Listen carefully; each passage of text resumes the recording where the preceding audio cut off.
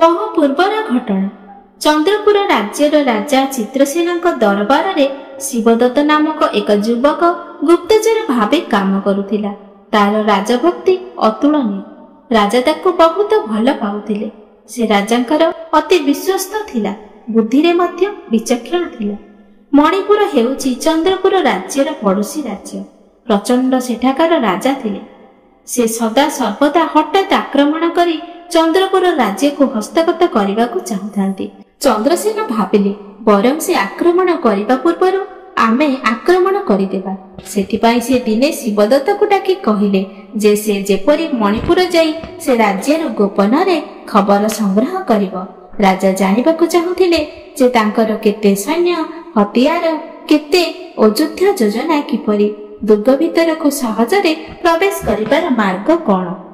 परदिन शिवदत्त एक साधारण नागरिकर छद्मवेश मणिपुर को गला। अति चतुरतार सहित समस्त खबर संग्रह करिबा परे एक जंगली रास्ता दे से बहुत तरबर रे फेरुथिला। हठात देखिला गोटे गछ मूले एक विराट राक्षस शोइछि। से छानिया रे सेठू फेरी पछको दौड़िला। किंतु राक्षसर निद भांगी गला और से गोड़े गोड़े जाई ताकू धरिला और डाहाणा हातरे ताको उठाई नेला। शिवदत्त थरी थरी कहिला, राक्षस अल्प केते समय मते दियो। मु मोर कार्य पूर्ण करिबा परे तुम पाखको निजे लेउटी आसीबी। मु महाराज चंद्रसेन निकट रे गुप्तचर रूपे काम करे। पड़ोसी राज्यर राजा आक्रमण करी आम राज्य को दखल करने को चाहूछंती। तेणु शत्रु राजांकर सैन्य और युद्ध योजना विषय रे खबर संग्रह करने को मु जाइथिली। राजा मते अपेक्षा करिथिबे। मु तांको खबर सब देबा परे तुम पाखको निश्चय फेरी आसीबी। ता कथा सुनी राक्षस हसी देई कहिला, मु एथर छाड़ी देले तते कण मु आ पाइबी? मते भी कहिदे जे तू की खबर नहीं जाउछु। शिवदत्त दृढ़ स्वर रे कहिला, महाराज को व्यतीत मु ए खबर आ काहारी को मध्य कहिबी नाही। राक्षस मध्य जिद करी कहिला, एई खणी कहिदे नहेले मु तते गिली पकाइबी। शिवदत्त साहसर सहित कहिला, जहा इच्छा कर। शिवदत्तर एभली उत्तर रे राक्षस बड़ आश्चर्य होई कहिला, मु तो उपरे प्रसन्न होइछि। राजा को जहा कहिबा कथा कहिबा परे एठाकू चली आस। शिवदत्त राक्षस को कृतज्ञता जणाई अति शीघ्र दौड़ी दौड़ी जाई राजा पाखरे पहुंचिला। तापरे राजा जेउ जेउ खबर संग्रह करने को कहिथिले से सब खबर शिवदत्त राजा को देला। शिवदत्त शीघ्र सेठारु फेरी जिबाकू चाहिबारु राजा तार कारण पचारि बुझिले। तापरे शिवदत्त राक्षसर सब कथा राजा को कहिला और संगे संगे जंगल को चलीगला। शिवदत्तर सत्यनिष्ठा और राजभक्ति देखि राजा अत्यंत मुग्ध हेले। राजांकर ता प्रति स्नेह बहु गुणारे बढ़ीगला। से मंत्री को और सान मंत्री मानक डाकिले। सेमानकु राजा शासन संबंध रे किछि निर्देश देबा परे शिवदत्त जानि न परिबा भली तार पछरे पछरे राजा जाउथांती। सत्य वचन को रक्षा करिबा देखि राक्षस शिवदत्त उपरे भारी खुशी हेला। किछि गोटे घटना घटिबा पूर्व चंद्रसेन आगकू आसी कहिले, राक्षसतम तुमे एबे शिवदत्तर सत्यनिष्ठा देखिला तो?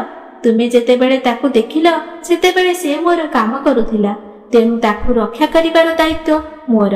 ताकू छाड़ी दियो और मते तुमे निजर आहार करिनियो। शिवदत्त आश्चर्य होई कहिला, महाराज ये आपण कोन करूछंती? मो परि जने साधारण मनुष्य मरिगले केवल मो परिवार ही कष्ट पाइबे, किंतु आपणक परि महाराज को मृत्यु रे देशर अवस्था कोन जे हबो? राजा कहिले, शिवदत्त राज्य विषय रे किछि चिंता कर नाही। तुमे जेतेबेले राजधानी को फेरिबो मंत्री माने तुमको राजा माने तुमर राज्य अभिषेक करिवे। से व्यवस्था मु करि देई आसीछि। तुम परि व्यक्ति राजा हेले प्रजा माने अत्यंत सुखी और संतुष्ट होई रहिबे। सेमानक कथावार्ता सुनी राक्षस बड़ आनंद होई कहिला, आज पर्यंत मु जेते लोक देखिछि सेमाने मते देखिबा मात्रे भय रे कातर होई पड़ांती, किंतु तुम मानक परि मृत्युर भय नथिबा लोक ए पर्यंत मु देखि नथिली। एबे कुह तुम दुही को भी मु खाई जाई पारे, से आशंका तुम मध्य रे नाही। एकता सुनी राजा अल्प हसी कहिले, तुमे शिवदत्त को विश्वास करे छाड़ी देला। सेथिरु मु जानि पारिली जे तुमर न्याय और अन्याय बुझिबार शक्ति अछि। उचित और अनुचित कार्य विषय रे तुमे यथेष्ट सचेतन। सेति पई मु एका एका तुम पाखकू आसीछि। नचेत मु मो सहित असंख्य सैन्य नहीं आसीथांती ओ तुम सहित एठारे लड़ीथांती। राक्षस कहला, एबे तुमे शीघ्र भाबी चिंती कुह मु काहाकु खाइबी, काहेकि ना मु बहुत भोकिला। शिवदत्त संगे संगे कहला, महाराज राज्यभार संभाळिबार शक्ति मोर नाही बा सामर्थ्य मध्य नाही, तेणु दयाकरी आपण राज्य को लेउटी जांतु। एकथा सुनी चंद्रसेन से राक्षस को कहले, शिवदत्त राजधानी फेरीजिव एवं ताहारी नेतृत्व रे सैन्य माने प्रचंडर राज्य उपरे आक्रमण करिवे। से प्रचंड को हराई देव तो मो राज्यर राजा हेब, सेतेबेले पछे जाई तुमे मते खाइब। राक्षस सेही शब्द को मानि नेला। शिवदत्त को कहला, शिवदत्त तुमे चुपचाप एठारु चली जाई राजा को आदेश पालन कर। तुमे फेरी न आसीबा पर्यंत राजा एठारे बंदी होई मो पाखरे रहिबे। शिवदत्त राजधानी फेरिला। सैन्य संग्रह करी मंत्री मानक सहित कथबार्ता करी सैन्य बल नहीं प्रचंड राज्य उपरे आक्रमण कला ओ अन्यायसरे तांकु हराई कारागार रे रखी राक्षस पाखकु एथर से फेरीगला। सेतेबेले ता सहित एक सुंदरी भी थिला। राक्षस पचारिला, किए ए झियटी? तहु शिवदत्त कहिला, युद्धरे मु प्रचंड को हराई कारारुद्ध कली। ये हेउछंती प्रचंडक झिय मंदाकिनी। से आम महाराजा को विवाह करने को बहु पूर्वर चाहूले। से शपथ करी कहिथिले, विवाह करिबी तो चंद्रपुर राजा को ही करिबी।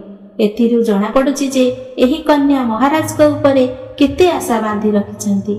तांकर मनरे दुख देबा मोटे उचित हेब नाही, तेनु महाराज को छाड़ी मोते खाई दियो। राक्षस चंद्रसेन को कहिला, एबे एही परिस्थिति रे तुमर मत कोन? चंद्रसेन कहिले, एही राजकुमारी हुए तो मते विवाह करने को चाहूथिबे, किंतु मु तो यहाँ को केबे हेले भी देखि नथिली।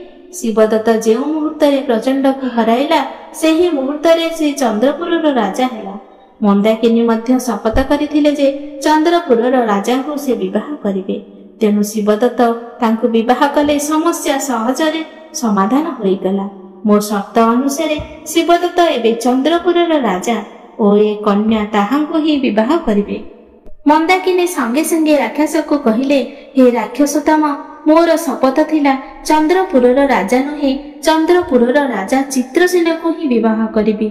जदि एकथा तांकर पसंद नुहे तेबे शिवदत्त को छाड़ी दियो, मते ओ चंद्रसेन को खाई दियो। तेबे बंचिबा अवस्था रे जहा को मु पाई न पारिले अंतत मरिबा अवस्था रे ताहा तो पाइबी। राजकुमारी को कथा सुनी राक्षस आहुरी विस्मित होई गला। आ कहिला, मु आज पर्यंत जानिथिली कि केवल शारीरिक नुहे मानसिक भावरे मध्य मनुष्य अत्यंत दुर्बल। मु भाबिथिली मनुष्य स्वार्थी और अन्य को कष्ट हेले से बहुत खुशी हुए, किंतु तुम तीन जन को देखिबा मात्रे मु बुझुची जे मनुष्य मध्य रे जेते दुर्गुण थाउ ना काहेकि सद्गुण मध्य किछि थाए। शिवदत्त मध्य रे प्रभु भक्ति अछि, तुम मध्य रे निजर सेवक प्रति आदर प्रेम तथा अनुराग भरी रहिछि। राजकुमारी मध्य निजर सत्य वाक्य पाई जीवन त्याग करने को प्रस्तुत अछंती। एसबु महान सत्य को जानिबा परे मध्य तुमे कुह, केउ विवेकरे मु तुम मानकु मारि पारिबी? शिवदत्त जे कि निजर प्रभुଙ୍କ पाई प्राणपात करुछि, राजा जे कि तांको सेवक पाई निजर प्राण सुधा उत्सर्ग करुछि, आउ एही राजकन्या निजर प्रेमर शपथ जोगु मरिबाको मध्य प्रस्तुत। मु काहाकु खाइबी? राक्षस हेले मध्य मु एते भी नीच ओ पाषाण्ड नुहे। मु तीन जन को खुशी रे छाड़ी देउछि। एतिकी कही राक्षस आकाश मार्ग रे उड़ी जाए कुआडे अदृश्य होई गला।